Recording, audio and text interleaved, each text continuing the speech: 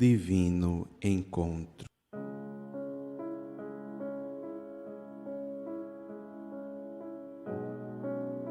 Nos caminhos inóspitos da alma, abriguei-me no deserto das minhas aflições. Ante a chegada da noite, encharquei-me na tempestade dos pesadelos da incerteza, sem saber se no amanhã estaria desperto. O dia abrigou-me mais uma vez em seu seio, sem o lençol de expectativas, quedei-me sem ter para onde ir. Mesmo assim, segui em frente, sem saber o que me esperava. As horas passavam céleres pela minha alma, e a incerteza cheia de indagação tentava mourejar além das forças que trazia dentro de mim. Quanto mais me escondia de mim mesmo, tanto mais eram as aflições que me assolavam. Deixei-me levar pelos brilhos que não iluminam a alma, guardei as riquezas que mais me deixavam pobre e infeliz. Contudo, quando não tinha mais nada e as agruras da vida haviam deixado minha alma despida, foi então que nasceste para a minha existência. Descobri-te num divino encontro e até hoje canciono esse momento em meu eu, em meio às notas da compaixão dedilhada pelas mãos misericordiosas do teu amor.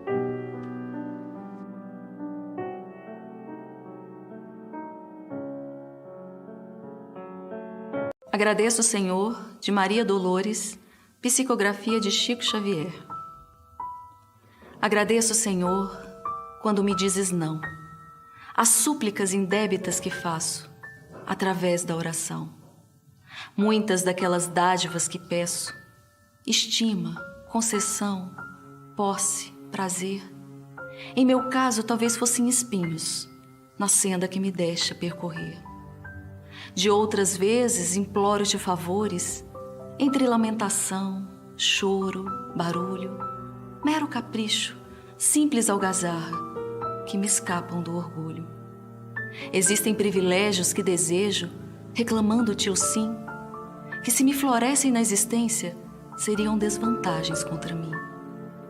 Em muitas circunstâncias rogo afeto, sem achar companhia em qualquer parte, quando me dás a solidão por guia, que me inspire a buscar-te.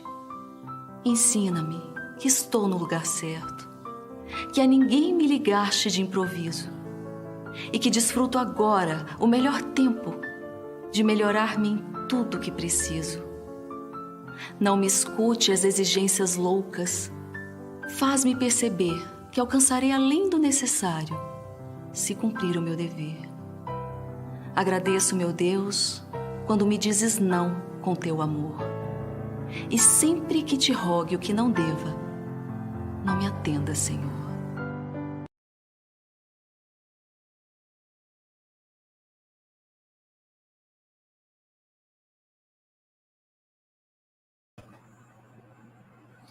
Boa noite.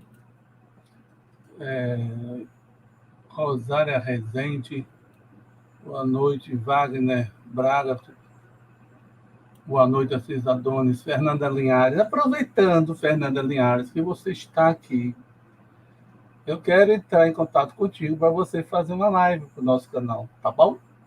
Estou tentando te encontrar. Eu passei muito tempo para te encontrar. Agora eu quero você fazer a live. Então, estou mandando mensagem para o seu Instagram. Boa noite, vocês da retransmissão, que está no Recanto Espírita, da TV7, Cal, Lar de José, canal, gente, é o canal. Não é ele não, tá? É o canal de Álvaro Bolderrai, a Web Rádio Fraternidade, o Reviver Espírita e o Recanto da Prece. Boa noite a todos. Comentei já com o nosso facilitador que é com muita alegria que a gente, de certa forma, a partir de hoje, inaugura assim uma live chamada Live em Memória Espírita, a gente trazer para o nosso canal os espíritos que fizeram parte do movimento e que são, às vezes, esquecidos ou então não estão sendo tão lembrados como deveria. E às vezes fala muito, né, dos grandes vultos, com muito deferência que deve ter, mas também a gente também tem que, digamos assim, colocar na nossa presença esses espíritos que aqui e ali foi esquecido, ou aqui e ali não foi entendido, mas que deram contribuição para o movimento espírita e para a doutrina dos espíritos. O personagem em voga na noite de hoje, que vai ser feito pelo nosso irmão Fernando Luiz Costa Melo, é sobre Hernani Guimarães Andrade. Se não, eu não diria um grande pesquisador, senão o maior pesquisador espírita na área científica, né? Trazendo instrumentos, teses, propostas, e até fez o Instituto Brasileiro de Pesquisas Psicobiofísicas, né? E também foi consultado várias vezes para as pessoas na área da parapsicologia, do entendimento da questão extra, memória extracerebral ou algo além da matéria. Então, é com muita alegria que a gente traz aqui Fernando, para que ele possa discorrer o tempo que ele quer achar necessário sobre Hernani Guimarães Andrade. E, a partir de então, ele, Fernando, se identifique de quem se trata e dando prosseguimento ao trabalho. Vocês que estão no chat aí, ou na retransmissão, compartilhe também das reflexões, das experiências, ou alguma coisa que vocês tenham curiosidade sobre Hernani Guimarães Andrade, ou se sabe alguma coisa sobre Hernani Guimarães Andrade. Fique à vontade, como está à vontade nosso amigo Fernando Luiz. Boa noite, Fernando. Boa noite, Laelder. Um prazer estar aqui. Boa noite a todos os ouvintes, todos aqueles espíritas, simpatizantes ou mesmo não praticantes da doutrina, mas que tenham interesse no estudo do aspecto científico da doutrina espírita. Nós lembramos que a doutrina espírita ela tem um tríplice aspecto: o aspecto filosófico, o aspecto científico e o aspecto religioso. Muitas pessoas, de um modo equivocado, a considera a doutrina como não religiosa, mas ela não é religiosa no sentido de dogmas, sacramentos e etc. Ela é religiosa no sentido de buscarmos a espiritualidade, a evolução moral e espiritual que tanto necessitamos. Mas hoje, especificamente, nós vamos tratar de um aspecto que é um pouco deixado de mão, que é o aspecto científico. Às vezes por desconhecimento, às vezes por falta de um estudo mais aprofundado. Nas próprias casas espíritas, de um modo geral, este lado da doutrina, ele não é tratado de modo adequado, até porque é necessário alguns preceitos, alguns conhecimentos prévios de certas ciências para que possamos entender determinados assuntos. E é claro que, falando de Hernani Guimarães Andrade, que foi um grande vulto do espiritismo científico no Brasil e até referência em outros países, até mais conhecido no estrangeiro do que no próprio Brasil, falar dele demandaria muito tempo.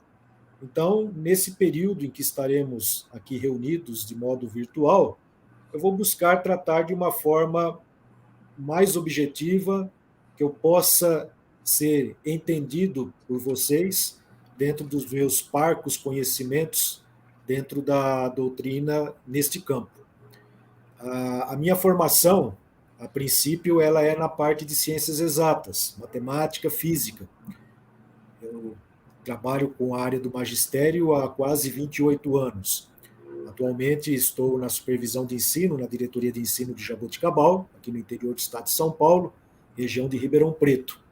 E eu sempre me interessei pelo aspecto científico, até porque eu, a partir dos 15 anos de idade aproximadamente, eu comecei a ter uma queda, digamos assim, pela área de exatas. E quando eu ouvi a primeira vez falar de Hernani Guimarães Andrade, foi num vídeo, na época do VHS ainda, no ano de 1992, que contava a história do espiritismo, desde a época das mesas girantes, ou até antes ainda, no caso das irmãs Fox, que foi o pontapé inicial, digamos assim, do espiritismo experimental em 31 de março de 1848, em Hydesville, nos Estados Unidos, onde fenômenos físicos começaram a surgir na casa de três irmãs, sobrenome família Fox, e culminaram com a comunicação com o outro mundo, digamos assim, com o além, ou com o plano espiritual, conforme nós mais acertadamente colocamos dentro da doutrina.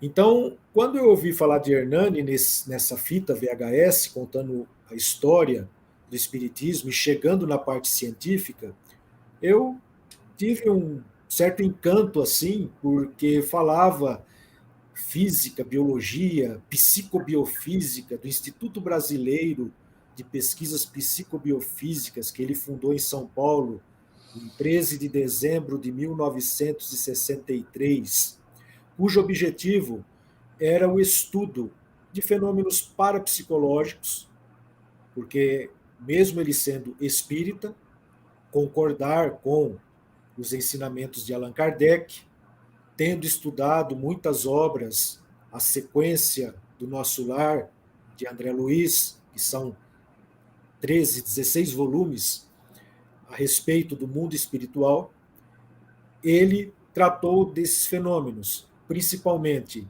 de poltergeists, onde ele estudou, e a gente vai tratar de um modo mais detalhado mais para frente aqui na reunião, sobre casos sugestivos de reencarnação, em que ele teve muito contato com Remeta Nart Banerjee, Ian Stevenson dos Estados Unidos, que foram grandes pesquisadores e tiveram centenas e centenas de casos que remetem à reencarnação. E também ele tratou de uma parte mais teórica e que culminou em determinada época da sua existência numa parte experimental para detecção do campo biomagnético, que também nós vamos tratar, e ele começou a falar sobre este campo já no primeiro livro publicado em 1958, denominado Teoria Corpuscular do Espírito. Foi a primeira obra. E essa obra ela teve um certo ranço dentro do movimento espírita, teve críticas, até de Herculano Pires, que nós temos todo o respeito por ser o filósofo do espiritismo no Brasil, o metro que melhor mediu Kardec, segundo as palavras de Emmanuel, por meio de Chico Xavier. Mas nós vamos analisar os dois lados.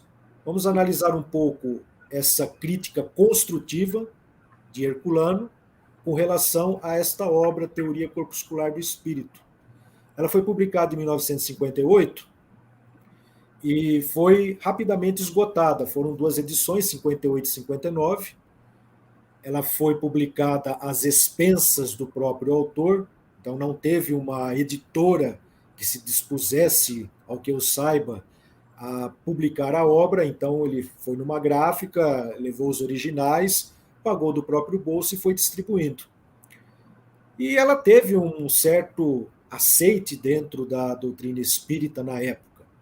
Mas houve, posteriormente, uns 2 anos depois, 1960, uma crítica de Herculano, que nós vamos depois tratar a respeito. Eu vou colocar alguns slides aqui. Eu fiz uma apresentação buscando ser o mais objetivo e sintético possível dentro do nosso período. Então, aqui a gente vai tentar estabelecer um critério bem claro, com comparações, com exemplos, para que nós possamos entender. Então, eu vou colocar aqui a apresentação. Deixa eu compartilhar aqui os slides. Vamos ver se eu consigo. Então, esse primeiro slide, espiritismo científico. né, o nosso tema. Então, tem algumas obras de Hernani, aquela capa que eu falei do primeiro livro, Teoria Corpuscular do Espírito, Reencarnação no Brasil, que ele publicou em 1988, onde ele cita 8 casos que remetem à reencarnação aqui no Brasil, e esse livro Poltergeist, algumas de suas ocorrências no Brasil. Essas são apenas 3 de um total, acho que de aproximadamente, acho que são 18 obras, 18 livros que ele publicou. Então eu citei esses 3 porque nós vamos tratar desses 3 temas aqui. Tá? Que acontece? Por exemplo, na teoria corpuscular do espírito, vou até voltar a tela aqui para não dar spoiler, digamos assim. Na teoria corpuscular do espírito, ele propõe o seguinte, que da mesma maneira que nós, seres humanos encarnados, somos compostos por átomos, e os átomos são constituídos de partículas denominadas prótons, nêutrons e elétrons. Vocês que tiveram o estudo aí no ensino médio, na parte de química, física, devem ter ouvido falar dessas partículas que são constituintes de todos os nossos corpos. E essas partículas, por sua vez, constituem os átomos, que constituem as moléculas, que constituem as substâncias, que vão formar compostos, células, tecidos, órgãos e o nosso corpo como um todo. Então, da mesma forma que a matéria é formada por átomos, o Hernani propôs que o espírito ele também é composto por átomos.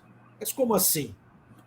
Como um espírito, algo que nós não podemos pegar, não temos como apalpar, sentir, ele pode ser constituído de átomos também. Em que sentido ele quis dizer? Fazendo uma síntese da obra, que ela é relativamente extensa, ele coloca que estes átomos espirituais, eles estão numa dimensão superior, a chamada quarta dimensão. Por isso que nós não podemos ver. Tanto é que nós não conseguimos ver espíritos de um modo dentro da normalidade dos 5 sentidos que possuímos. Para ver o espírito é necessário um fluido emitido pelos médiuns de uma forma ostensiva, que nós chamamos de ectoplasma, e que, combinado com os fluidos do espírito, ele pode se manifestar e aparecer, trazendo propriedades como a tangibilidade, ou seja, nós podemos tocá-lo. Quem fez muito desse tipo de experiência foi o físico e químico inglês William Crookes, entre 1870 e 1874, na Inglaterra, com a médium Florence Cook, onde aparecia um espírito denominado Kate King, que se materializava, depois eu vou mostrar algumas fotos, a ponto de dar a aparência de uma pessoa viva, com batimentos cardíacos, respiração, temperatura, etc. Então, ou seja, para Hernani, esses átomos que contêm o espírito, que fazem parte da constituição espirítica, eles estão na quarta dimensão. Aí depois eu vou explicar a questão da quarta dimensão, porque nós vivemos num mundo tridimensional.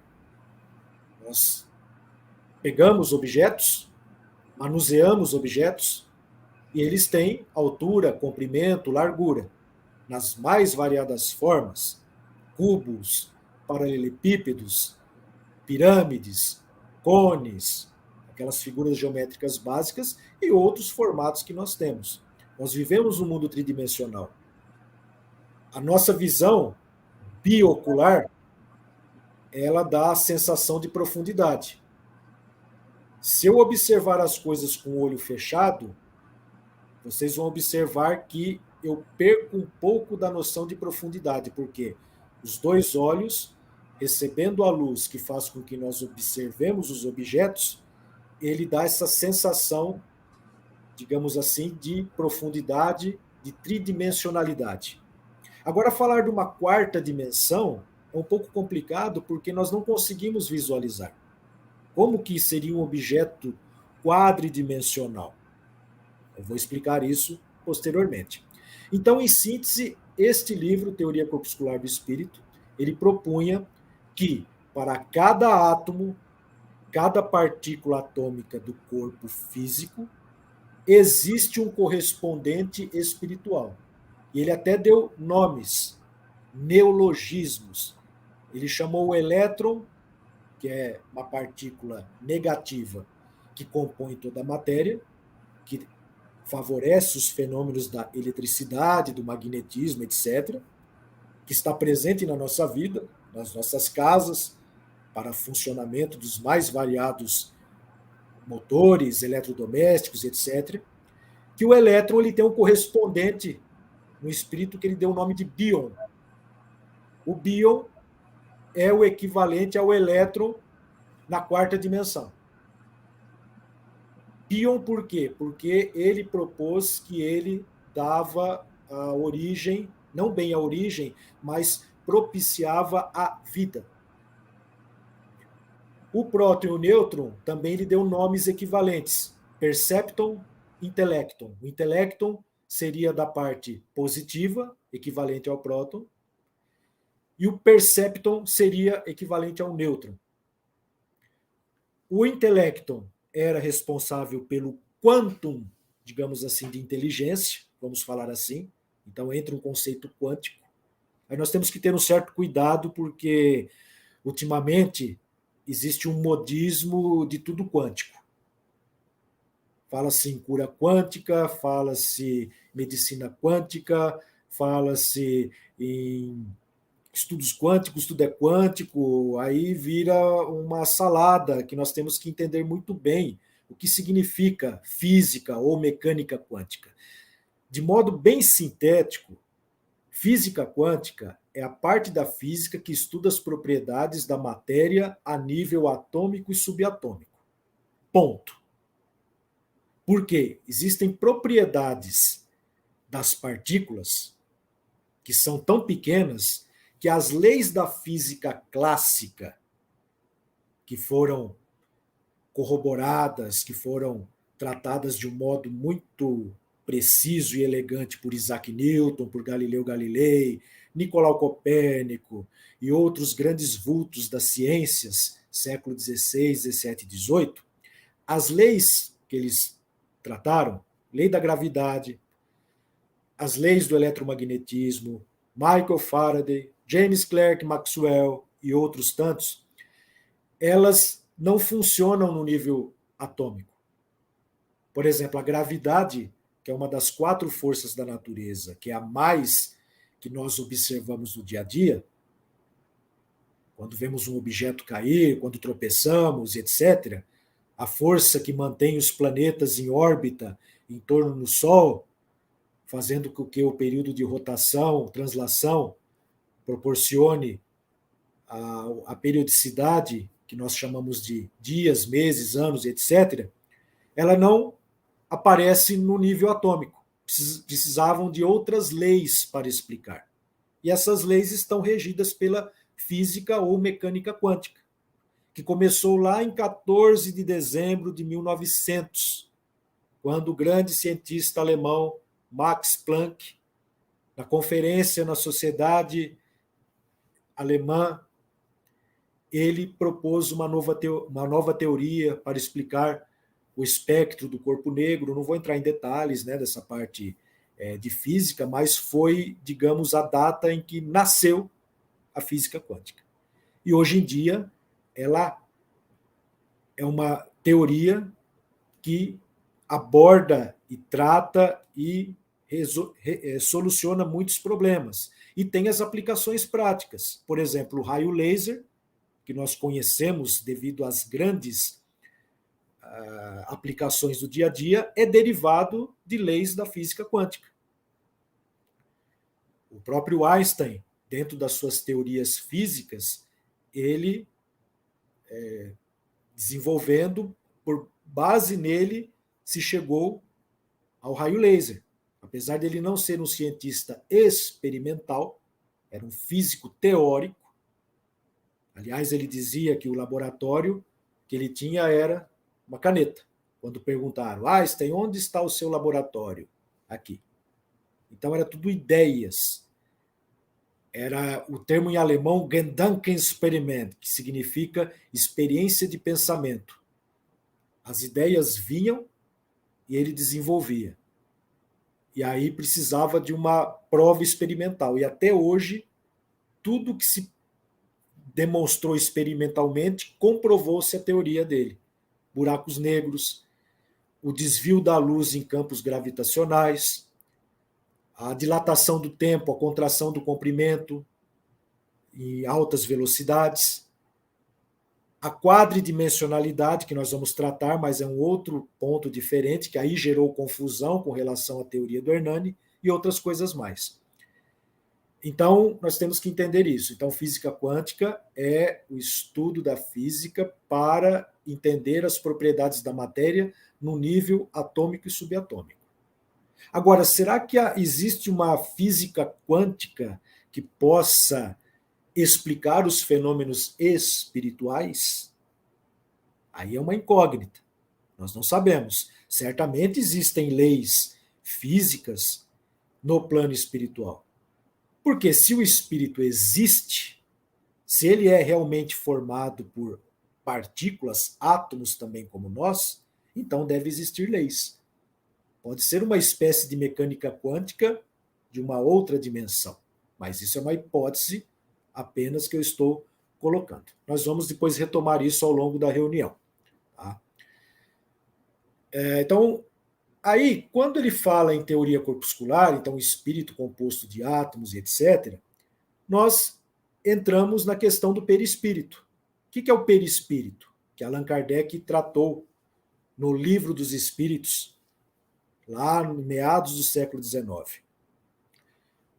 Ele é o elo entre espírito e matéria, ou seja, é a ligação necessária para que o espírito se acople ao corpo físico. Por quê? O corpo físico é muito denso. O espírito é muito sutil, muito rarefeito, digamos assim. Então ele precisa de uma entidade semimaterial, intermediária, que possa fazer a conexão. Esse perispírito, o Hernani chama de modelo organizador biológico, porque ele coordena desde o período de fecundação até a formação do corpo adulto, todo o crescimento das células que irão compor os tecidos, os órgãos e, por fim, o corpo humano. E esse modelo organizador biológico ele trata não só nesse livro, como outros da sequência, chamado Novos Rumos à Experimentação Espirítica, de 1960. Ele fala da matéria psi, 1972. Ele trata do Espírito, Perispírito e Alma, o ensaio sobre o modelo organizador biológico, 1984. Psiquântico, uma extensão dos conceitos quânticos e atômicos à ideia do espírito, 1986. Então, são esses livros, e também Morte, Renascimento e Evolução, uma biologia transcendental, de 1983. Então, esses são 5 livros em que ele trata do aspecto científico da teoria e propõe uma experiência que pudesse detectar esse campo morfogenético, esse campo organizador biológico, que outros cientistas em outros países, sem serem espíritas, ou até mesmo ateus, o denominaram por outros nomes, que nós vamos citar posteriormente. Então é muito interessante, porque então coloca o espiritismo dentro das ciências experimentais. Tá? Então, quando falamos em perispírito, aqui no próximo slide, no item 93, lá na questão 93, que Kardec pergunta o seguinte: se o espírito propriamente dito nenhuma cobertura tem, ou como pretendem alguns, está sempre envolto numa substância qualquer? Aí eles respondem, os espíritos, envolve-o uma substância, que é o perispírito, vaporosa para os teus olhos, mas ainda bastante grosseira para nós, para eles, espírito. Assaz vaporosa, entretanto, pode elevar-se na atmosfera e transportar-se aonde queira. Aí Kardec faz um comentário que, semelhante ao germe de um fruto, envolvendo ao perisperma, que é uma denominação lá da biologia, quando trata de sementes.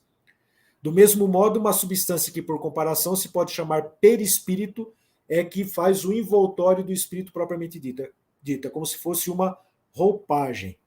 Então, quando nós vemos um espírito numa sessão de materialização, nós estamos vendo, na verdade, o perispírito dele, que é a roupa, é aquela aparência que ele vai se mostrar, para que ele possa ser reconhecido e ser identificado. Porque sem essa roupagem, nós poderíamos considerar o espírito como um foco luminoso, uma luz. E a luz, ela irradia, ela não tem, digamos assim, uma forma definida. Então, o perispírito faz com que haja esta forma. Então, ou seja, o perispírito ele é carregado pelo espírito, mesmo após a morte do corpo físico. Só que o perispírito ele tem, vamos dizer assim, uma densidade, uma característica que é de acordo com o planeta onde eu estou encarnado. A Terra, um planeta rochoso, com formação rochosa, é um planeta denso.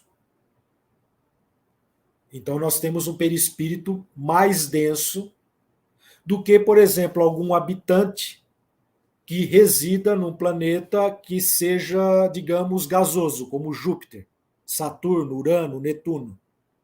Lá, eles são planetas gasosos. Então, se houver habitantes nesses planetas, a constituição deve ser mais sutil dos corpos.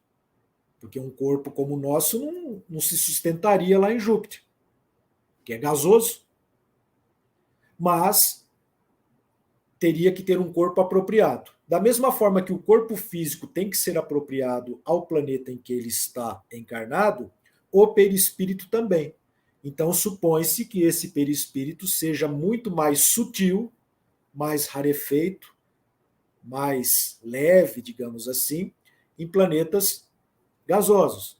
E também, conforme respostas dos espíritos, conforme nós vamos evoluindo espiritualmente, vamos crescendo, vamos nos aproximando da divindade, digamos assim, a nossa roupagem também ela vai ficando mais rarefeita, mais sutil, mais leve, a ponto de chegar no momento que ela se confunde com o próprio espírito, segundo alguns relatos. Mas isso provavelmente milhões de anos, ainda estamos na fase inicial da evolução, estamos num planeta ainda de provas e expiações, uma categoria ainda inferior.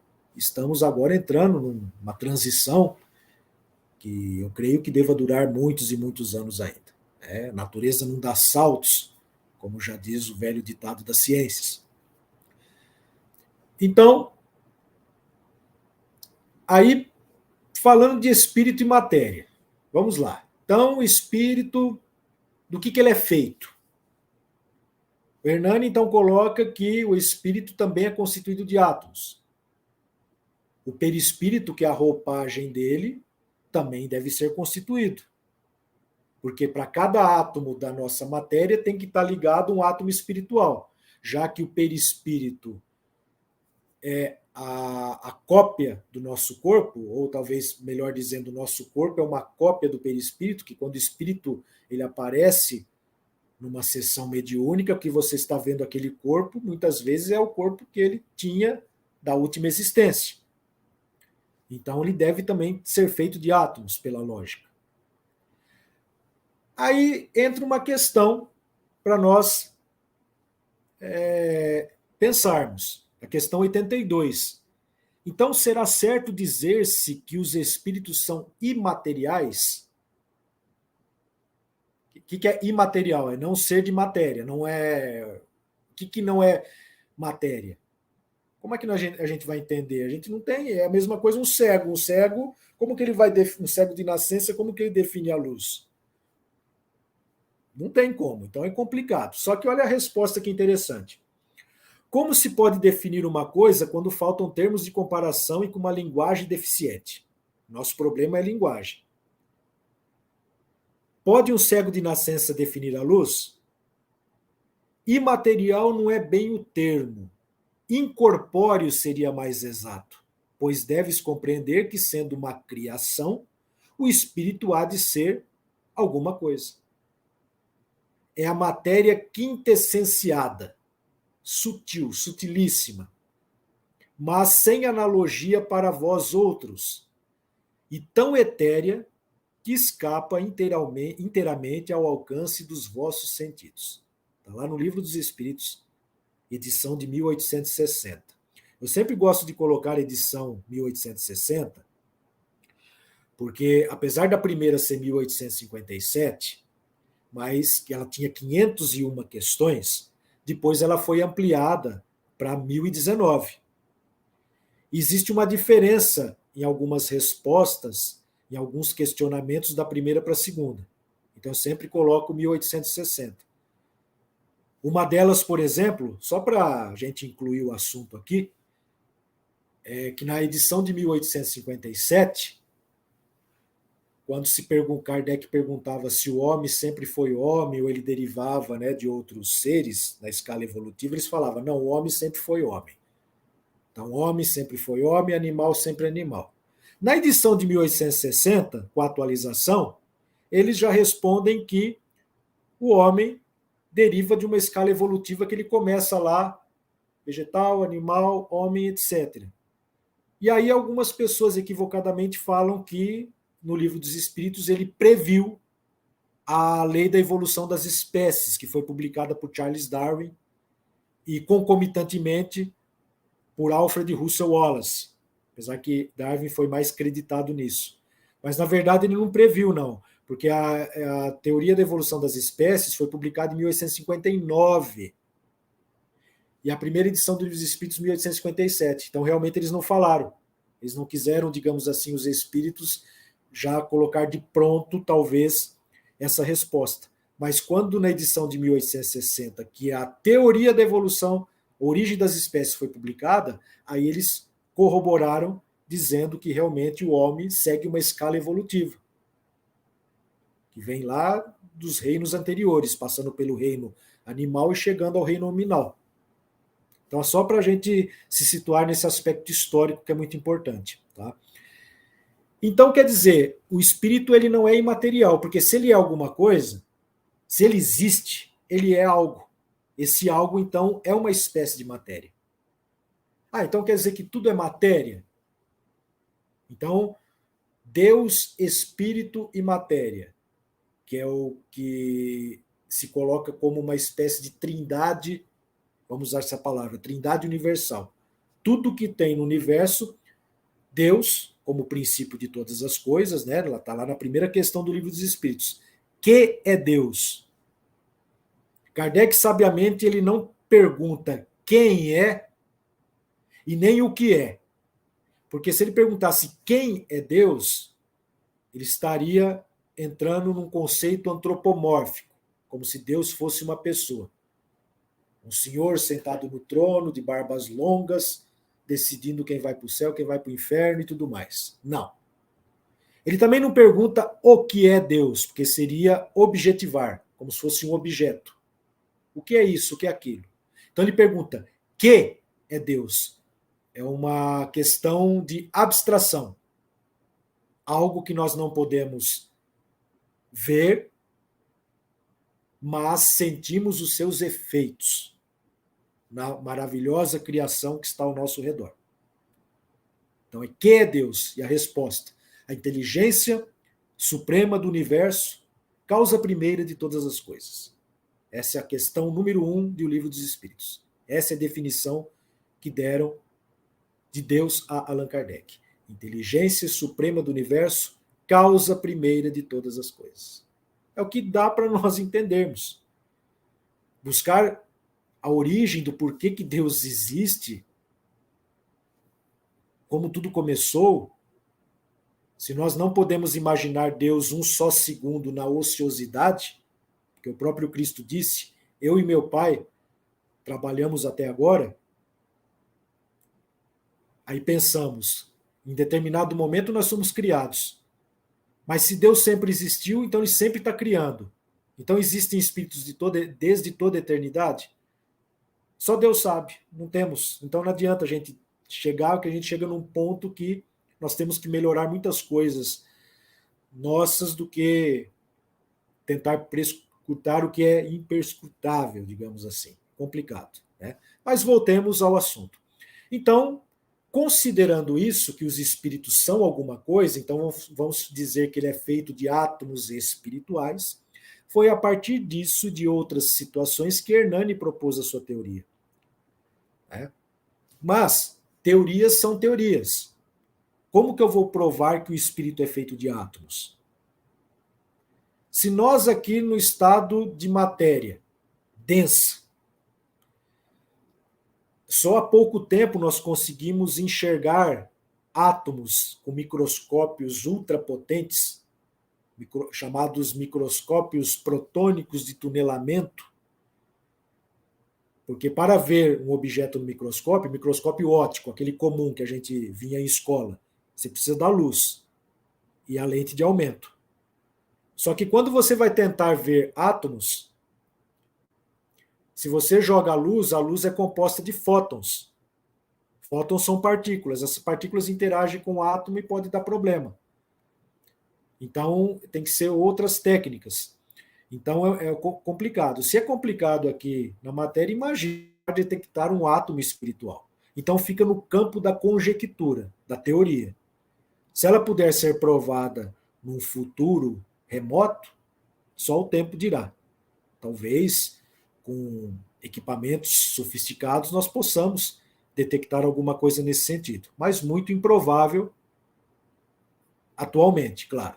Nós temos provas indiretas. Então, nós temos provas objetivas, claras, de espíritos materializados. Então, a prova da existência, mas o constituinte, se ele é feito de átomos mesmos, ou se ele é um contínuo, ainda temos que aguardar a ciência. Né? Continuando. Então, falando sobre o campo, o modelo organizador biológico, que é o perispírito, que Hernani coloca, isso não foi uma invenção dele, porque vem desde épocas imemoriais. Por exemplo, na Índia, lá nos Vedas, eles chamavam o perispírito de Manomaya Kosha. Os persas chamavam de Baodas. Os egípcios chamavam de Ka, ou Bai. Os judeus cabalistas chamavam de Ruah, que é meio traduzido como espírito. Porque acho que dentro do judaísmo parece que o espírito, a alma, é dividida em 5 partes. Tem essa questão da Cabala, que a Cabala vem do hebraico lekabel, que significa receber, é ensinamento. Só que é muito profundo, assuntos muito complexos. Então eles tinham esse conceito do perispírito no judaísmo, que seria o Ruach, que é traduzido por espírito. Por isso que é aquela expressão Ruach HaKodesh, espírito santificado, que aí gerou Espírito Santo, mas é outra história, outro momento. No budismo é chamado de Kamarupa. Nos gregos ele é chamado de Eidolon. Na tradição chinesa é o Qi. Nos hermetistas, alquimistas, esoteristas, teosofistas, corpo astral.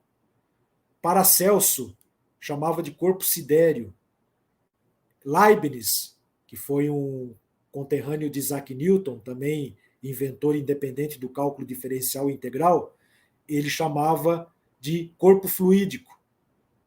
Codiort chamava de mediador plástico. E o Hernani chamava de modelo organizador biológico. Tudo isso seria o quê? Sinônimo para perispírito. Então vem desde que o mundo é mundo, esse conceito. Não sabemos qual foi o primeiro que teve essa ideia, que trouxe. Mas por quê?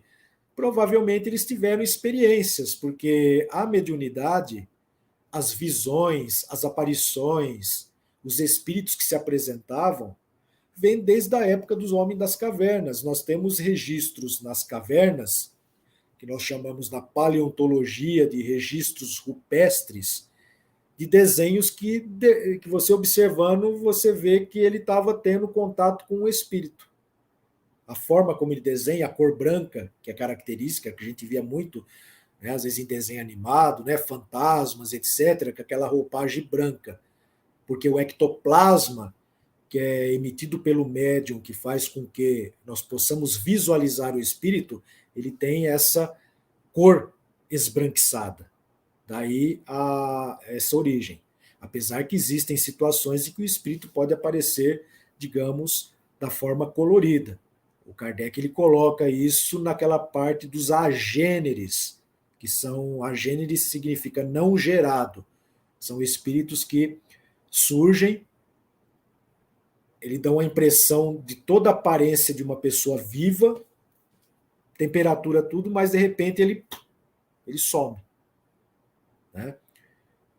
Então é muito interessante isso, a questão dos agêneres, que também está dentro da codificação kardeciana. Tá? Então, não é invenção do espiritismo. Muitos cientistas, até que não seguem religiões, são ateus ou agnósticos ou qualquer outra denominação, já chegaram à conclusão da existência. A Rússia, que é um país conhecido pelo seu ateísmo, digamos assim, mais de 50% da população, foi lá que teve as maiores experiências com o campo bioplasmático, com questão do perispírito, etc. Por quê? O cientista ele tem que ter neutralidade. Ele vai observar o fenômeno e vai chegar à conclusão, sim ou não. Então ele tem que estar isento de ideias, de preconceitos, etc. É o verdadeiro cientista. Então ele vai chegar à conclusão, se aquilo realmente ocorre ou não. Então, lá no Livro dos Espíritos ainda, na questão 135, falando ainda de perispírito, é lícito conceber-se que o perispírito, ao menos para os espíritos ligados à crosta terrestre, possa ser o resultado da aglutinação de energia cósmica matriz, fluido cósmico, o chamado fluido cósmico universal, da onde tudo se origina, tanto a matéria aqui dos mundos físicos, como o que existe no mundo espiritual. Seria, vamos falar assim, o átomo elementar, que permeia todo o universo. Porque a palavra átomo significa, do grego, não divisível. É um conceito que vem lá dos gregos, com Demócrito, com Leucipo. Eles pensavam assim: se pegarmos a matéria e dividirmos indefinidamente, chegaremos num ponto em que ela não é mais possível ser dividida. A isto chamaremos de átomo. Só que o átomo que nós conhecemos na época da escola, ele já era divisível. Ele chegava no próton, aí o próton chega no quark, e aí do quark, por enquanto, não conseguimos quebrá-lo com os aceleradores de partículas. Agora, será que existe alguma coisa dentro do quark? E dentro desse que está dentro do quark, existe outra coisa? Se você for em termos matemáticos, você divide indefinidamente. Mas os próprios espíritos dizem que existe um limite, que seria esse fluido cósmico, que ele gera tudo. Tá? Então, é uma coisa que só com a experiência podemos tratar a respeito.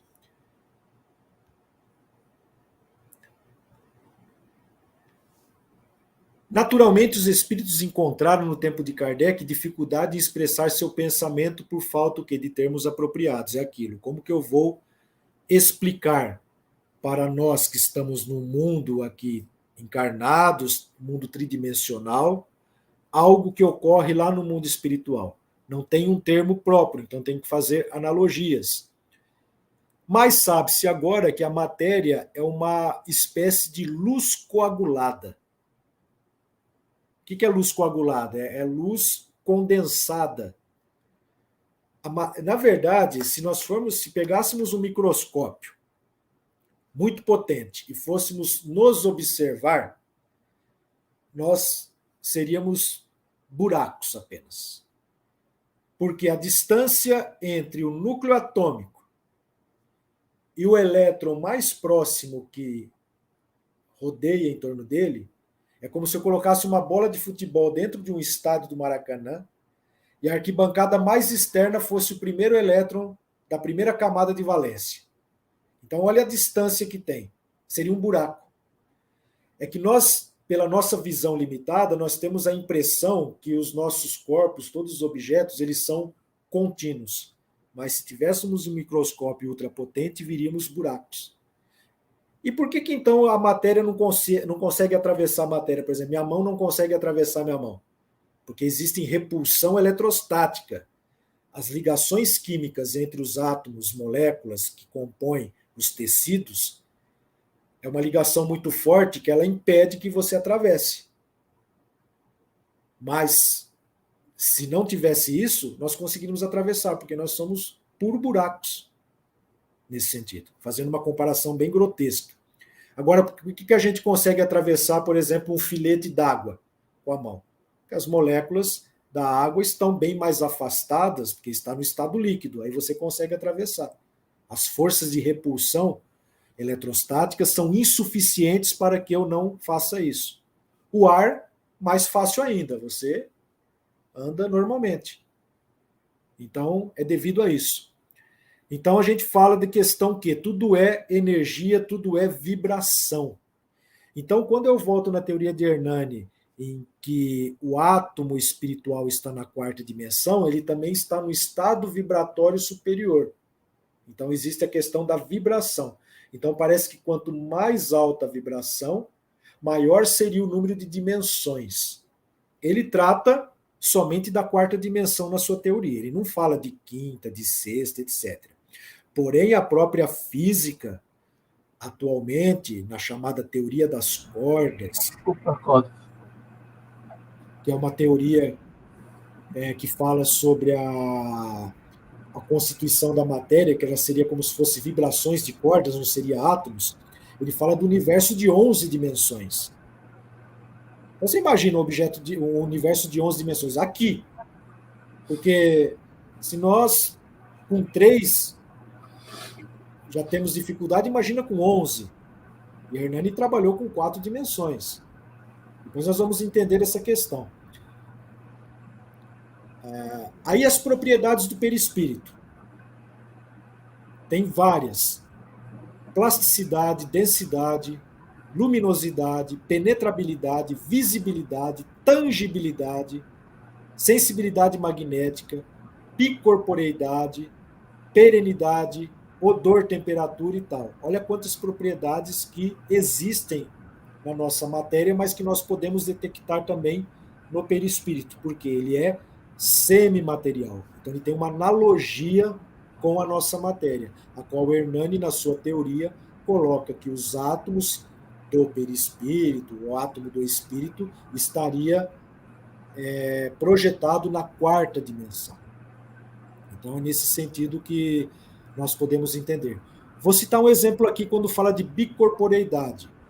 Um exemplo clássico que nós conhecemos é de Eurípides Barçanufo, que ele tinha a propriedade de entrar em transe e o seu espírito, digamos assim, sair temporariamente do corpo, junto com o perispírito, que é a roupagem, e se materializar num outro local, fazer o atendimento médico como se fosse uma pessoa encarnada, com todas as propriedades, depois ele voltava para o corpo e retomava suas atividades como professor lá em Sacramento, Minas Gerais.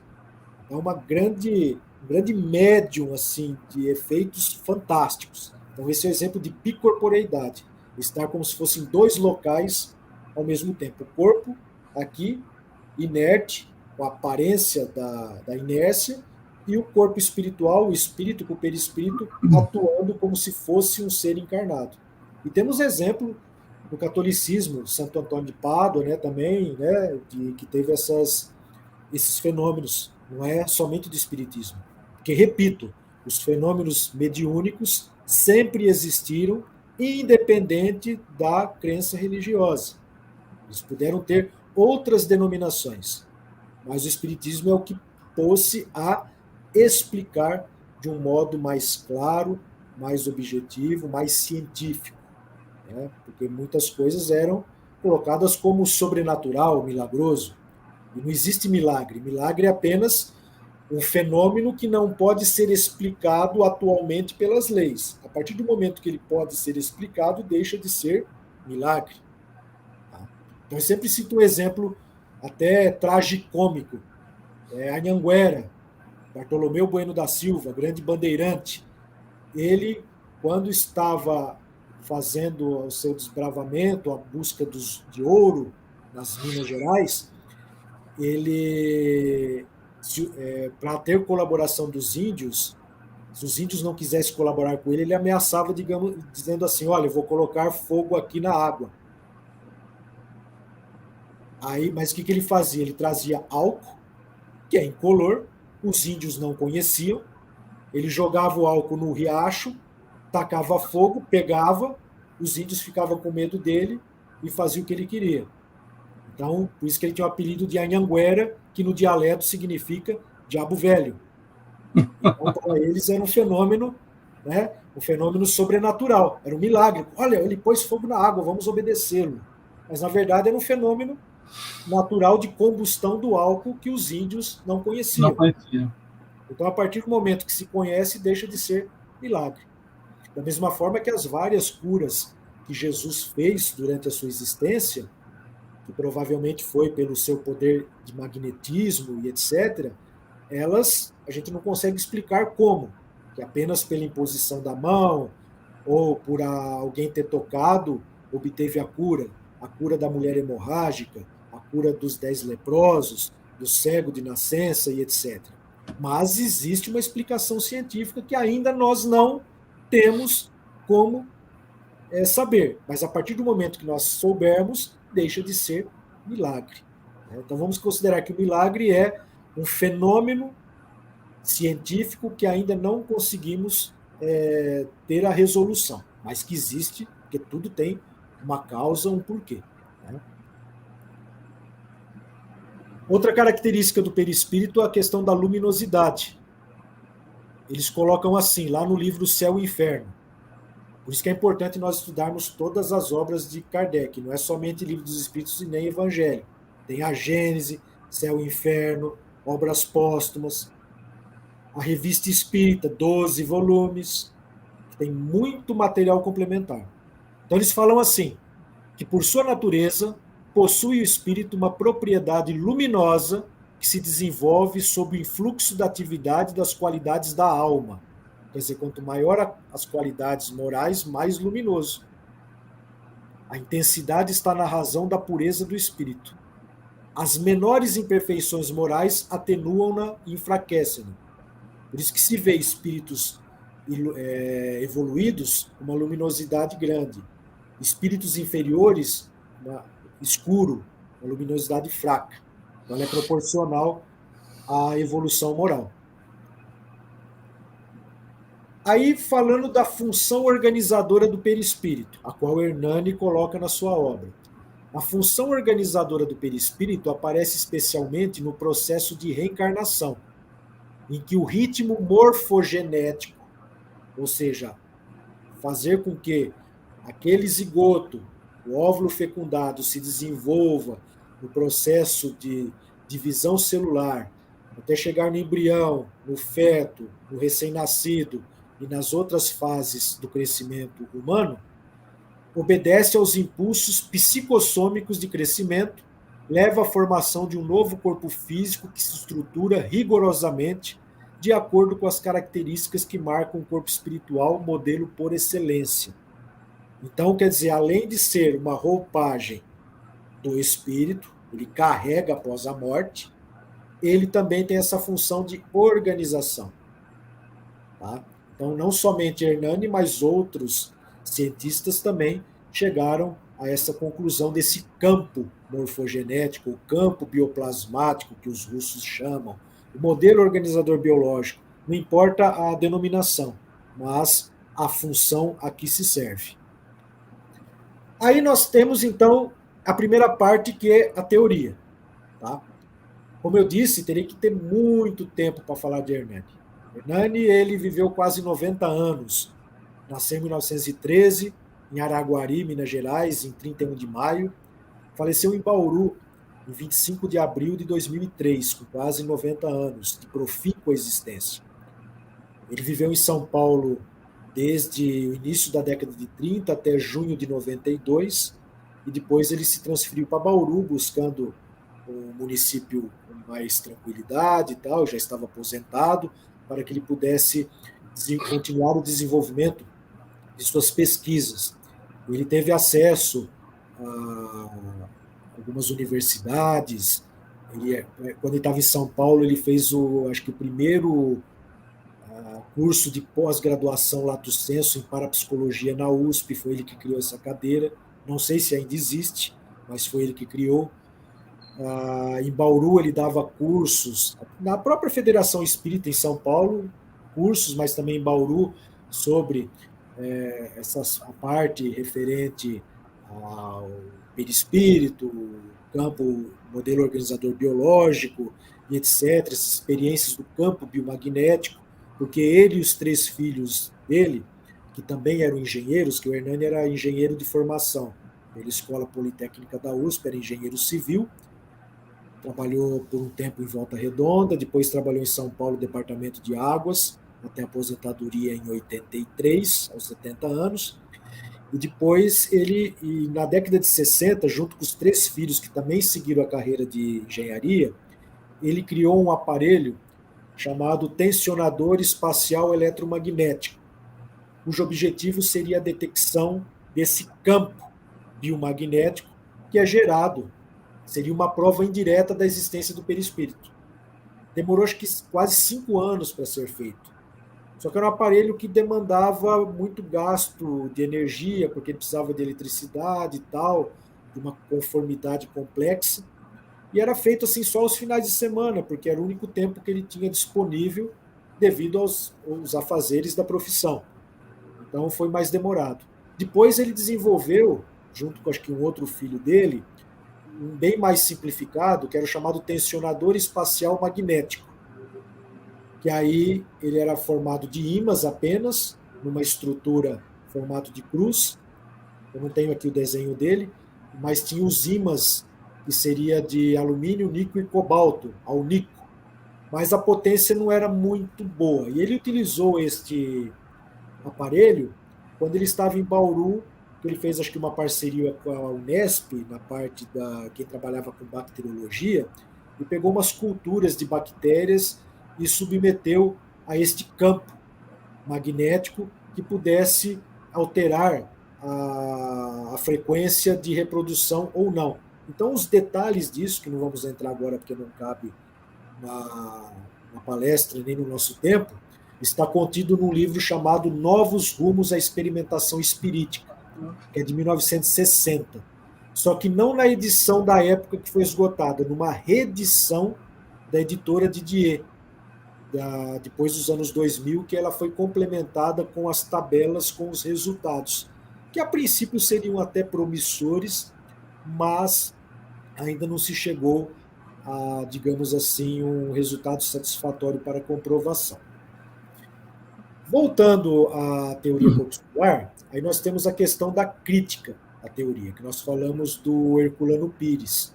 O Herculano Pires, o que acontece? Ele lançou um livro chamado A Pedra e o Joio, dizendo assim, que o Hernani enquadra o psicossoma, que seria o perispírito, na teoria do contínuo espaço-tempo de Einstein.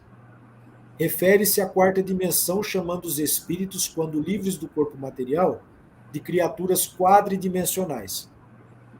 Mas acontece que a 4ª dimensão para Einstein é o tempo, que nada mais é senão uma combinação do espaço, uma continuação do espaço, desculpe. Então, em síntese, o seguinte, o Hernani falando que o espírito é quadridimensional, em termos de matéria, do que nós conhecemos. Porém, o Herculano estava falando que ele estava se referindo a Einstein, porque Einstein disse que a 4ª dimensão é o tempo. Realmente, a 4ª dimensão na teoria da relatividade é o tempo, porque o tempo e o espaço eles estão intrinsecamente relacionados. Mas o que Hernani quis dizer é o espaço mesmo, quadridimensional. Não era questão do tempo. Então, eu, na minha humilde opinião, eu creio que o Herculano se equivocou a dizer que Hernani estava tratando do espaço quadridimensional da mesma forma como Einstein colocava. Mas Einstein colocava o tempo como a quarta dimensão. Por quê? A teoria da relatividade é para o nosso espaço físico, é para nós. Então, nós somos seres tridimensionais viajando no tempo, passado para futuro. Nós sabemos, pela teoria da relatividade, que quando aumentamos a velocidade de deslocamento, o tempo começa a diminuir. A ponto de quando chegamos na velocidade da luz, o tempo para. A velocidade da luz é 300 mil quilômetros por segundo, aproximadamente. Então, se eu estivesse viajando a 300 mil quilômetros por segundo, o tempo para mim congelaria. Eu paro de envelhecer. Olha que maravilha. Então, eu vou ficar viajando para sempre na velocidade da luz, que eu paro nos meus 47 anos. Seria uma maravilha. Mas, infelizmente, nenhum objeto pode atingir a velocidade da luz. Então, existe uma barreira, que é a própria teoria da relatividade. As únicas partículas que podem viajar na velocidade da luz são os fótons, que são os constituintes dela, porque o fóton tem massa zero. Mas como que o fóton tem massa zero se o fóton existe? Se o fóton existe, ele deve pesar alguma coisa. Só que, para efeito da teoria, nós consideramos ele como massa nula, zero. Porque senão ele não consegue atingir a velocidade da luz. Qualquer outra partícula, por mais leve que seja, um elétron, que é levíssimo, mas tem um peso, você não consegue acelerá-lo até a velocidade da luz. Ele chega a 99,9, vamos supor. Pegar um próton no acelerador de partículas, 99,9% da velocidade da luz, para fazer aquelas experiências de choque, para detectar outras partículas. Mas nunca 100%, porque a teoria da relatividade impede, os experimentos comprovam. Porque se eu chegasse na velocidade da luz, a massa se torna infinita. Olha só que coisa louca. Então, o fóton, sendo massa zero, ele pode viajar na velocidade da luz. Então, quanto mais a gente viaja rapidamente, menos o tempo passa. Então, o tempo está relacionado com o espaço. Mas não é esse espaço quadridimensional do Hernani. Então, eu creio, né, dentro dos meus poucos conhecimentos, que Herculano se equivocou nesse sentido. Então, essa foi uma das críticas. E outras a gente vai encontrar no livro A Pedra e o Joio, que ele publicou lá em 1962, aproximadamente. Tá? Aí o Herculano continua dizendo assim, que o Bion, lembra que eu falei que o Bion é o correspondente ao elétron. O Bion seria o elétron na quarta dimensão, lá do perispírito, certo? Então, o Herculano diz que o Bion seria o correspondente tetradimensional ou quadridimensional do elétron. Suas propriedades se assemelham. Todavia, um tem 4 dimensões, outro tem 3. Então, o Bion tem 4, está lá no mundo espiritual, o elétron tem 3, que é no nosso mundo. Talvez somente nisso resida a diferença entre eles. Então, como vemos, a diferença é apenas dimensional. Mas quando lembramos de a quarta dimensão é o tempo, chegamos a perguntar por que o autor se refere a espírito. Então, mais uma vez, repito, a quarta dimensão que Hernani está falando não tem nada a ver com a quarta dimensão que Herculano está falando, citando Einstein. Então, tem que ficar claro isso. Então, eu creio que foi um equívoco de interpretação. Tá? Então, vamos dar um crédito para Hernani nesse sentido. Tá? Então, dei um exemplo aqui para a gente entender. Por exemplo, imagine um ponto. Pontinho, faz um ponto com o lápis. Na física, ele não tem dimensão, é zero. Ele não tem nem altura, nem largura, nem comprimento. Se você fazer uma linha, é uma dimensão. Se você pegar duas linhas, duas aqui, você forma o quê? Um retângulo. 2 dimensões. Depois, se você pegar um cubo, ele já tem 3 dimensões. Comprimento, largura e altura. Para a gente entender. Aí, o que seria um objeto, então, quadridimensional? Que a gente chama de hipercubo. Essa última imagem aqui embaixo. Seria um cubo dentro do outro. Aí dá uma impressão assim de...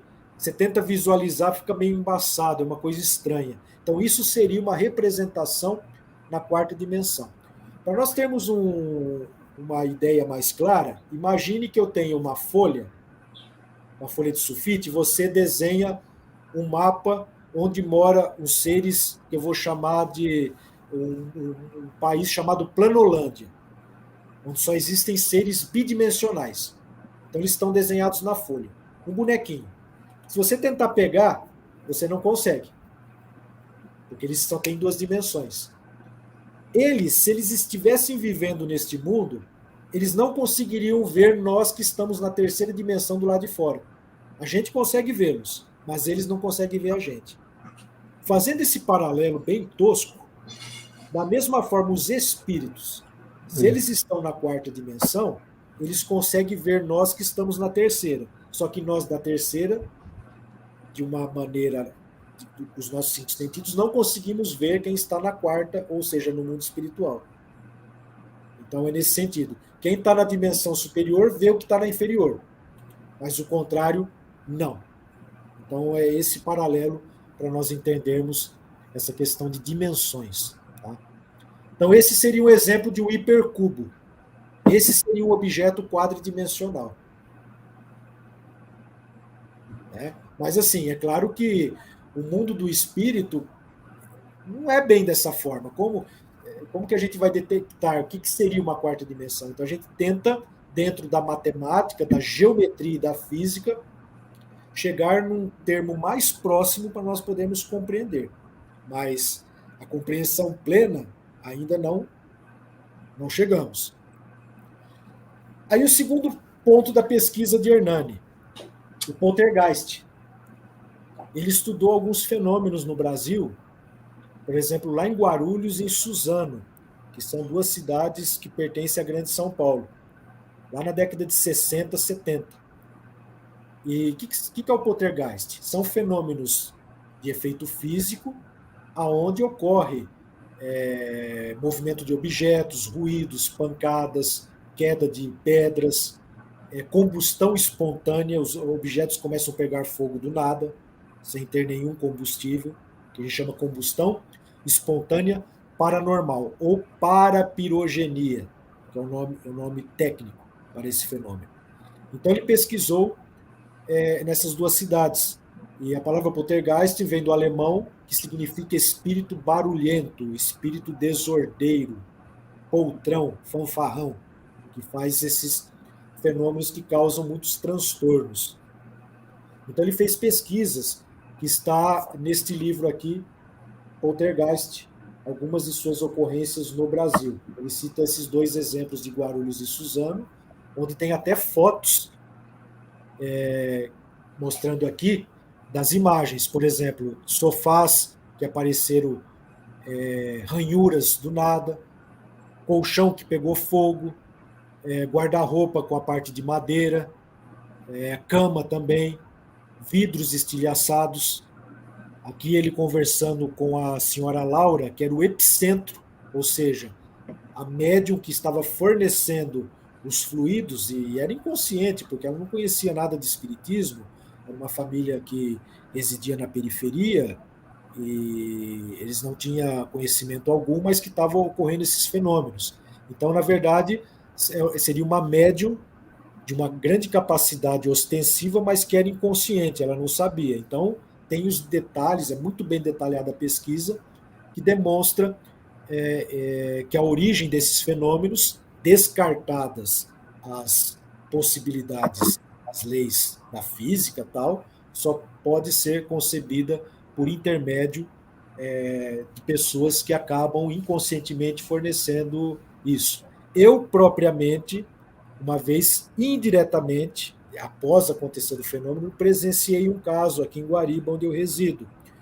Em 1989, meu pai e eu fomos chamados numa casa, uma pessoa em que a filha, que na época devia ter 18, 19 anos, ela tinha muita dor de cabeça quando ficava em casa.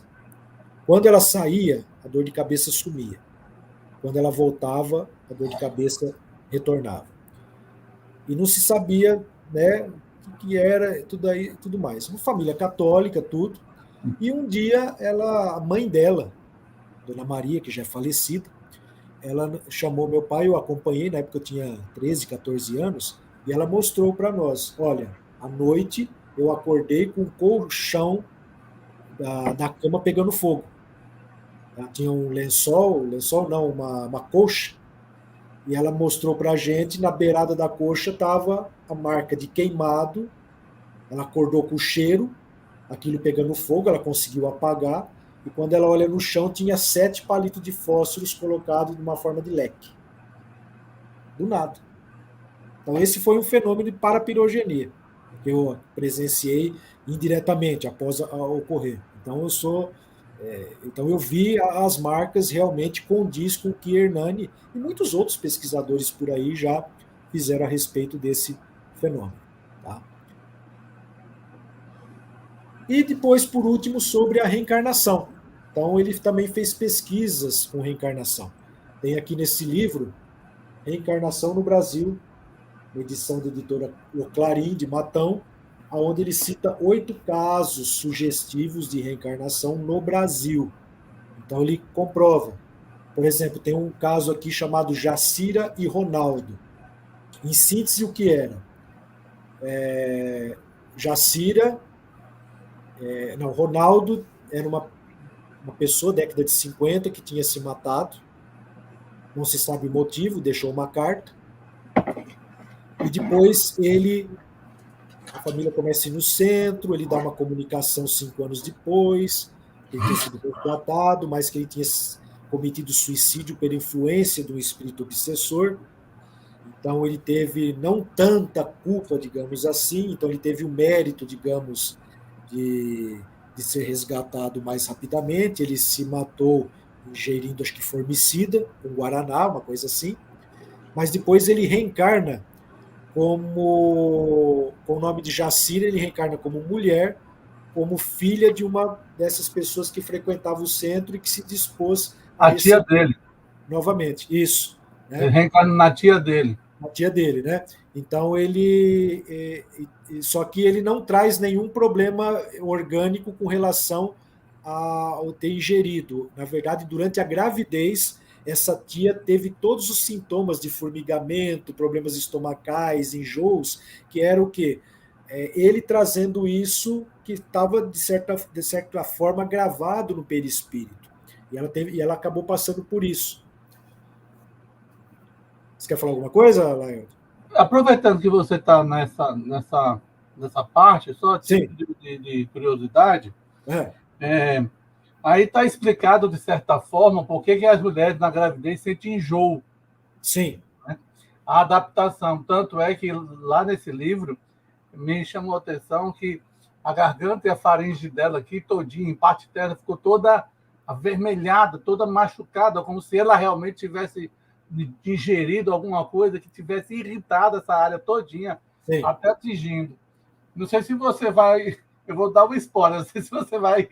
Não, eu ia só comentar assim, só por cima, mas pode... Não, ótimo. Né? Aí, tanto é que quando ela ou ele, Jacita, retoma o processo corporal, vamos dizer assim, ela não consegue se aproximar a nada que seja daí de cor de framboesa ou morango, cortina vermelha ou coisa desse tipo.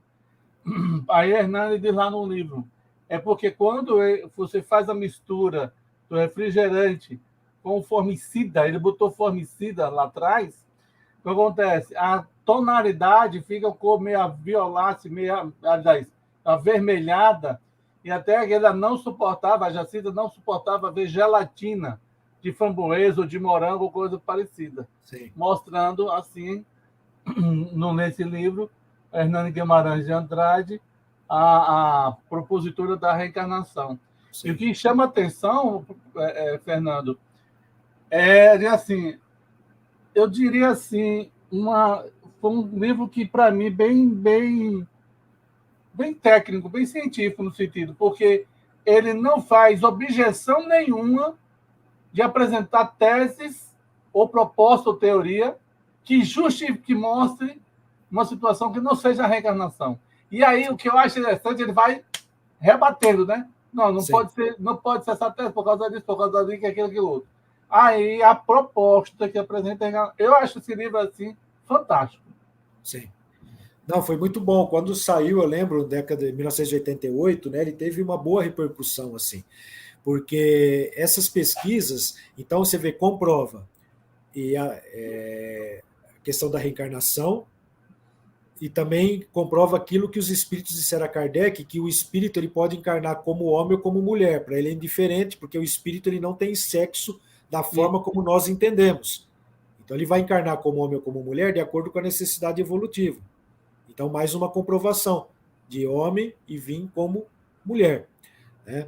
Então, essas pesquisas que o Hernani colocou aqui, ela teve muito embasamento quando ele teve contato com Ian Stevenson, que foi um grande pesquisador da Universidade de Virgínia, nos Estados Unidos, que pesquisou mais de 2.000 casos de reencarnação, e ele publicou, em 1997, eu tenho uma edição aqui, eu falo que essa edição aqui ela é um troféu, tem 2.268 páginas, dividido em 2 volumes, Reincarnation and Biology, que é uma contribuição para a etiologia de marcas de nascimento e defeitos de nascimento, o volume 1, e o volume 2, aqui, defeitos de nascimento e outras anomalias. Então, pelos defeitos de nascimento, ele consegue comprovar a personalidade em outra existência. Vamos supor, uma criança que tem uma marca de, vamos supor, nas costas, que remete a um tiro, uma marca de projétil. E essa criança, às vezes, consegue relatar assim, eu levei um tiro tal, de um fulano na cidade tal. Aí começa a pesquisar e realmente, naquela data, naquela época, em determinado local, uma pessoa foi morta tal, e ela trouxe essa lembrança e na posição onde teve o tiro tem justamente a marca que ela traz. Mas por que ela traz essa marca? Porque o perispírito foi gravado com o tiro lá, o projétil, ele deixou uma marca, não só no corpo, mas tudo que reflete no corpo, está no corpo, reflete no perispírito, então ele trouxe essa marca de nascença. Então é uma forma de comprovar.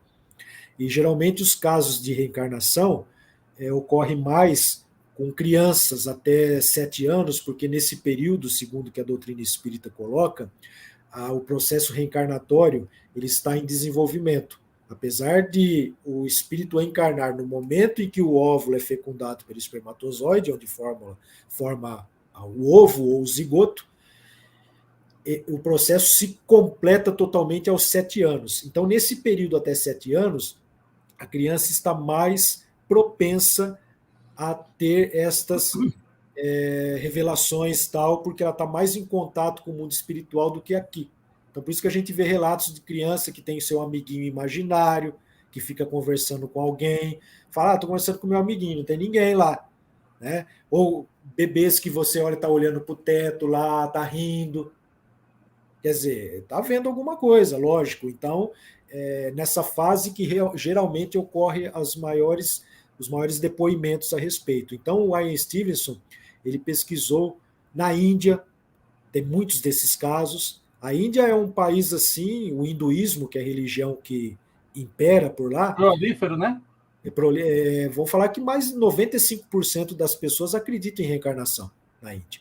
Até quando ele foi para lá, ele estava fazendo a pesquisa, ele conversou, não lembro com quem que foi, aí falaram assim, nossa, vocês podiam ir lá nos Estados Unidos, né, para demonstrar que existe vida depois da morte, que existe reencarnação e tudo. Essas pessoas melhoram, né? Porque a maioria das pessoas acham que nós temos uma vida só, aí quer fazer o que quer e tudo mais. Aí ele riu e falou para ele, 95% da população, quase todo mundo aqui acredita, só que o povo daqui é pior que o seu. Quer dizer, não adianta acreditar, né? Você tem que introjetar aquilo, né? Não adianta você acreditar. É a vivência, né, Fernando? A pessoa conhece, mas não vivencia. Não vivencia, então não adianta. Então é complicado, a gente sabe que é difícil, né? Propagar, divulgar é fácil, né? O problema é introjetar aquilo, né? Então, quando fala em reencarnação, eu falei, Fernando, você acredita em reencarnação? Eu falei, não, não acredito, eu sei. Eu sei que existe, está mais do que provado. Esses 2 livros aqui, infelizmente, não tem uma edição em português, mas ele tem um relato assim que não tem mais o que contestar. E foi publicado em 1997. Tem muitas imagens com fotografias mostrando. Aí existe uma síntese desses 2 livros que foi feito neste aqui, onde a encarnação e biologia se cruzam ou se encontram, né? Ele é uma síntese mais fácil de se entender do que os outros 2 livros. O outro é mais detalhado. Então, são obras assim inestimáveis. Então, pesquisa de mais de 40 anos, sabe? Então, é dentro do cientificismo que se prova de modo cabal que a reencarnação é uma lei biológica, né? Não é uma crença, não é uma hipótese. Está mais do que provado, né? Então, o Einstein... Como é o nome do livro, Fernando, que você falou? Onde, o quê? Onde a reencarnação e a biologia se encontram. Esse aqui. E são livros assim, dificílimos de encontrar. Mas... Então, o Ian Stevenson, ele já faleceu em 2007, ele veio ao Brasil em 72. Ele até se encontrou com o Hernani. E ele fez uma conferência na Associação Paulista de Medicina, onde ele relata 70 casos de reencarnação envolvendo pacientes com marcas de nascença. Então, essas marcas estavam associadas a alguma morte, geralmente uma morte trágica, ou de atropelamento, ou de tiro, alguma coisa nesse sentido. E aí, como tudo que ocorre no corpo é gravado no perispírito, ela acabou trazendo esta marca. E de acordo com o relato da pessoa, e fazendo pesquisas aprofundadas, fazendo contatos com outras tal, e chegou-se à conclusão que realmente essa pessoa morreu de determinada forma, numa determinada época e tudo mais. E aí o Hernani ele coloca esse livro, Reencarnação no Brasil, eu coloquei aqui, mas não é do Ian Stevenson, é do Hernani, que eu tinha citado agora há pouco, o caso de Jaciri Ronaldo. São 8 casos no total, bem detalhados, são um livro de mais de 400 páginas, em que ele coloca de modo pormenorizado as pesquisas que ele fez de reencarnação aqui no Brasil. Então esse aqui é um dos livros, aqui o slide só pegou um, o outro acabou não pegando. Não tem problema não. Então, era mais ou menos assim isso que eu tinha para colocar. Nós ficamos praticamente 1h30, né, o tempo mais ou menos estimado. Tem muito mais para falar de Hernani, certamente, apenas isso é uma pincelada. Uma pincelada. Eu tive a grande honra, até agradeço agora pelo senhor Oceano, que gentilmente cedeu o espaço lá em São Paulo, do Centro Espírita Chico Xavier, lá na Lapa, onde o acervo do Hernani está guardado, graças à sua estimada colaboradora, Suzuko Hashizumi, que até faleceu recentemente. Ela tinha ficado com o acervo dele após a morte, e ela já pressentindo que ela não teria talvez muito tempo de vida, apesar de ter vivido mais de 80 anos, ela resolveu deixar esse acervo com alguma instituição. E a Federação Espírita Brasileira se propôs a guardar esse acervo, que está num espaço bastante organizado, lá no Centro Espírita Chico Xavier, na rua Guaricanga, na Lapa, onde eu tive o prazer de comparecer 2 vezes, em agosto do ano passado e em agosto desse ano, nas minhas férias, para iniciar uma pesquisa para ver se nós possamos dar continuidade à busca do campo biomagnético, que ele buscou toda a sua vida como uma prova indireta da existência do perispírito, uma prova experimental. Então estamos aí nesse sentido, dando uma contribuição, uma continuidade. Então agradeço ao senhor Oceano, que gentilmente cedeu espaço, e estamos caminhando aí. Ok, eu vou passar algumas palavras aqui de algumas pessoas do chat que Certo. dizem assim, só não tem pergunta, mas muito mais estímulo, dizendo o seguinte, começando com o Rosário Rezende, paz plena, desde o início de 1981, quando eu comecei a estudar a doutrina espírita, na prática e na teoria, passei a usar a matemática para a base dos meus estudos espirituais, filosóficos e teológicos.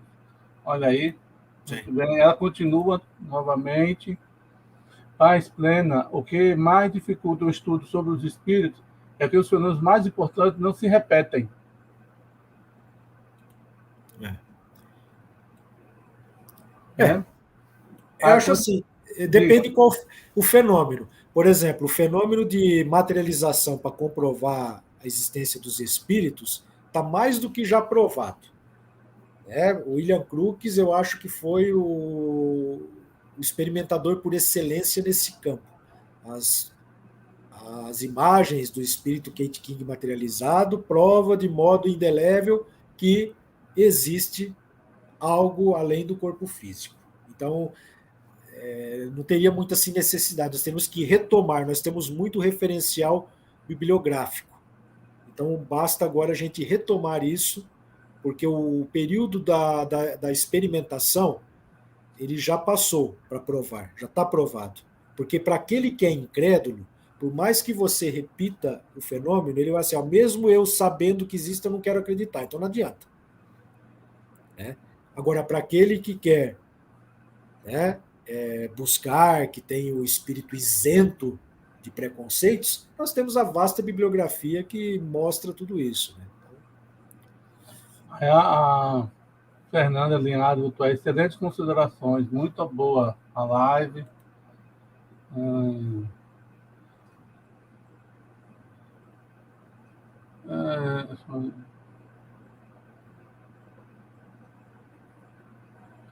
tem um espanhol aqui, eu acho que é argentino, não sei muito bem. Aí botou aqui, outra colocou aí. Obrigado, Fernando. A Denise aqui de Guariba, agradeço, Denise, do Centro Espírita Renascer. Bom, a gente depois pode conversar de novo. Você vai fazer outra live, né? Sim. Tocando mais basicamente alguns assuntos. Que eu teria uma pergunta a fazer, mas quando ele. Bem rapidinho, só eu vou entrar, eu vou fazer a pergunta e depois você responde na volta, depois da divulgação das lives. Tá. Quando você fala da teoria corpuscular do espírito, quando se tem essa propositura, não poderia dizer que o espírito pode ser dividido? Fica a pergunta no ar. Tá. Depois a gente volta para você responder e fazer essas considerações. Já que é feito de partícula, vamos botar nessa situação. Sim. Bom, minha gente, vamos divulgar então as nossas lives esse final de semana e da próxima com a essência do nosso facilitador aí. Vem amanhã o nosso irmão Flávio Boba, daqui do Rio Grande do Norte. Morte existe, morrer não, às 20 horas. E também, já de hoje a 8 dias, a gente tem mediunidade, estudo e observação com Albucacis de Paula. E domingo, né, de amanhã, a 8 dias, cura de um obsedado em Barcelona. Wagner Marques, que é um estudioso na área do magnetismo. Mas a gente também tem isso aqui, uma para vocês. Deixa eu tirar ele aqui. Teremos novidade. Que novidade? Fica a novidade. Voltando então para o nosso irmão Fernando, para ele fazer a abordagem, se achar necessário, da pergunta formulada. Repetir a pergunta. Sim. A teoria corpuscular do espírito, isso não implicaria que o espírito também poderia ser dividido, já que é uma partícula? Então, essa questão, aliás, eu acho que ela foi colocada de uma outra forma pelo próprio Herculano, na crítica O Joio e o Trigo. Por quê? Ele considera que o espírito não poderia ser feito de partículas, teria que ser um contínuo. Porque se ele fosse feito de partículas, ele poderia se desagregar. Certo? Agora, só que a nossa matéria, por exemplo, aqui, por exemplo, um livro é feito de átomos. Ele vai ficar nesse estado por um bom tempo, Para ele se desagregar totalmente, ele precisa de muito tempo e de algumas dos processos físicos para deteriorá-lo. Agora, para o espírito, se ele tem a constituição das partículas espirituais, pode existir uma força que vai mantê-lo indefinidamente, que já que o espírito ele é eterno, para que ele não se desintegre. Que força é essa? Não sei dizer. Né? Mas é uma possibilidade. As suas considerações finais? Eu só tenho a agradecer aí pelo convite, Laelder, muito obrigado pelo convite. Estamos aqui disponíveis para outras lives, o que for melhor aí para a divulgação da doutrina. O nosso objetivo é esse, é divulgar a doutrina no tríplice aspecto, mas eu falo que o aspecto científico ainda é um pouco deixado de lado, nós temos que retomar. Então, a gente tem uma proposta para você. Não quer assumir esse aspecto científico no nosso canal, não? Não sei. Vamos pensar. Uma vez por mês ou uma vez a cada 2 meses, fica a seu critério. Acho que a cada 2 meses seria interessante. Pronto. Então, a gente já peguei o peixe. Então, janeiro, a gente conta com você. Beleza. Vamos aí. Aí, geralmente, Fernando, assim, no geral, a gente pega sábado e domingo, sempre às 20 horas. Ou sábado ou domingo. Tá bom? Tá ótimo. Muito obrigado. Jesus te abençoe pelo carinho, pela atenção. Achei fantástico essa exposição. A vocês, até mais. Bom final de semana, início de semana para todos também. Muita paz. Tchau, Fernando. Tchau, tudo de bom. Tudo de bom.